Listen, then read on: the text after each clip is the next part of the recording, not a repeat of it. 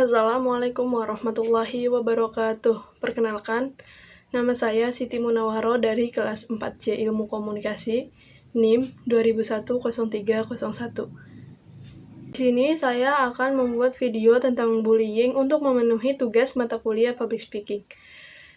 Yang mana di sini saya mengambil kasus bullying karena saat ini banyaknya kasus bullying mulai dari anak-anak, remaja, bahkan hingga orang dewasa. Apa sih bullying itu? Jadi, bullying itu adalah tindakan di mana satu orang atau lebih mencoba untuk menyakiti atau mengontrol orang lain dengan cara kekerasan. Ada banyak jenis bullying. Bisa menyakiti dalam bentuk fisik, seperti memukul, mendorong, dan sebagainya. Dalam bentuk verbal, bisa seperti menghina, membentak, dan menggunakan kata-kata kasar. Bullying dalam bentuk sosial seperti mengucilkan, mengabaikan orang lain. Di zaman yang serba teknologi seperti saat ini, bullying pun bisa dilakukan melalui gadget dan media sosial, atau biasa disebut dengan cyberbullying. Cyberbullying itu adalah seseorang dihina-hina, diteror di media sosial atau melalui SMS, email, dan juga telepon. Contoh bullying yang sangat banyak ditemukan di sekitar kita, salah satunya kakak kelas yang melabrak adik kelas karena dinilai bertingkah. Khususnya ketika masa orientasi siswa yang berakhir buruk karena kakak kelas berlebihan mengerjai para siswa baru.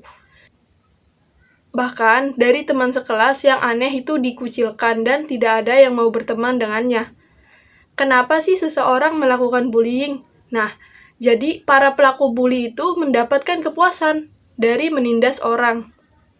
Ia merasa lebih kuat, lebih berkuasa karena ada orang yang takut pada dirinya. Bisa jadi ia berpikiran akan mendapat popularitas di sekolah karena ditakuti oleh siswa lainnya. Padahal, sesungguhnya, para pembuli ini akan dibenci oleh orang-orang yang tidak setuju dengan tindakannya. Dengan alasan lain, mereka menindas adalah karena mereka iri pada kelebihan target bullying mereka. Mereka merasa terancam dengan kehadiran seseorang yang lebih cantik, lebih pintar dari mereka. Balas dendam hingga adanya trauma masa lalu yang belum terselesaikan. Atau sebenarnya mereka memiliki masalah yang menyebabkan mereka menindas atau menyalurkan amarah mereka kepada orang lain. Mereka tidak tahu apa dampak dari bullyingnya terhadap para korban mereka, sehingga mereka tidak merasa bersalah atas perbuatannya. Mengapa sih kita bisa menjadi korban bullying? Nah, jadi orang yang biasanya dijadikan target penindasan itu adalah orang yang memiliki perbedaan yang mencolok dibanding dengan yang lain. Perbedaan ini biasanya dilihat dari segi fisik, agama, rasnya, bahkan gaya berpakaian dan perilaku seseorang. Contoh yang paling sering ditemui adalah kakak kelas yang tidak suka dengan adik kelas yang bertingkah karena mencolok serta fisik, gaya pakaian, dan perilaku sehingga bisa dilabrak habis-habisan. Hal ini menyebabkan para adik kelas merasa takut, berkeliaran, dan bertindak di sekitar sekolah. Apa sih dampak dari bullying itu? Nah, dampak dari bullying itu adalah membuat korban merasa benci terhadap dirinya sendiri. Mereka merasakan ketakutan menghadapi dunia luar sehingga mereka mengurung diri di rumah. Mereka juga akan merasa depresi dan stres yang mempengaruhi kesehatan mereka. Dan yang paling parah adalah mereka memutuskan untuk bunuh diri karena tidak tahan lagi. Para penyiksa sebenarnya mendapatkan dampak dari perilakunya. Menurut survei, kebanyakan besar dari orang yang dulunya penyiksa di masa sekolah akan melakukan tindakan kriminal saat dewasa. Mereka juga akan kesulitan menjalin hubungan pertemanan dengan teman sekolahnya. Begitu mereka dewasa nanti, orang lain akan begitu mereka dewasa nanti, mereka juga akan sulit beradaptasi dengan teman-teman kerjanya karena ia terbiasa mengontrol orang lain. Nah, Indonesia sekarang ini menempati ranking kedua bullying sedunia. Kasus bullying atau kekerasan terhadap anak di Indonesia saat ini mendapatkan peringkat kedua terbesar setelah Jepang. Ya, peringkat kedua kasus yang terbaru saat ini yaitu bocah kelas 6 SD di Singaparna, Tasikmalaya berakhir tragis. Ia mendapatkan perundungan ekstrim dari rekan sebayanya sehingga berujung depresi dan meninggal dunia. Seorang bocah lelaki usia 11 tahun di Kecamatan Singaparna, Kabupaten Tasikmalaya, Jawa Barat, meninggal dunia setelah dirundung teman-temannya.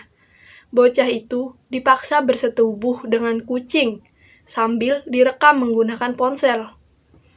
Rekaman itu pun tersebar. Bocah tersebut akhirnya depresi sehingga ia tak mau makan dan juga minum. Kedua orang tua dari korban tampak sendu ketika ia tahu pengalaman pahit yang diderita oleh anaknya. Ibu korban mengatakan anaknya sakit keras seminggu sebelum meninggal. Anaknya mengeluh sakit tenggorokan yang membuatnya enggan untuk makan dan juga minum. Korban lebih banyak melakukan mengurung diri, melamun, dan juga merenung. Ibu korban menyangka anaknya ini mendapatkan perundungan sebab saat anaknya hanya mengaku sakit tenggorokan, bahkan anak keduanya itu sempat muntah begitu diberikan minum air putih. Ketika ibunya menyaksikan video perundungan yang menimpa anaknya tersebut, ia sempat bertanya kepada anaknya, kenapa mau melakukan hal tersebut. Si anak pun karena korban mendapatkan paksaan dan pemukulan dari teman sebayanya. Menurut Ketua KPAI Kabupaten Tasikmalaya atau Rinanto mengungkapkan, perundungan itu diketahui melalui rekaman di media sosial yang menyebar. Video itu menunjukkan korban dipaksa menyetubuhi kucing oleh sejumlah orang. Jadi, korban usianya 11 tahun kelas 6 SD mengalami perundungan sampai murung. Depresi, akhirnya ia meninggal dunia.